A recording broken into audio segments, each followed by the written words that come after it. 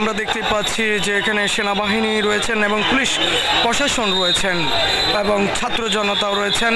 ছাত্র জনতার বারবার 32-এর দিকে আসা, সেই জায়গায় ব্যাঘাত বারবার পুলিশই ঘটানো হয়েছে।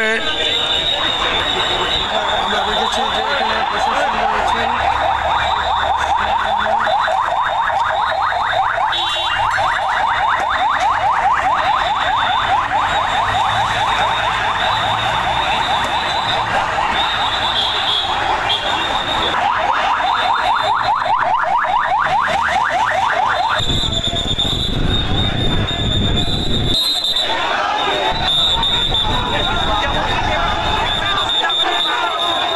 আমরা দেখতে পাচ্ছি সেনাবাহিনীকে উগ্র করে কিন্তু জনতার সামনের দিকে আগানোর চেষ্টা করছে। কি একটা পরিস্থিতি!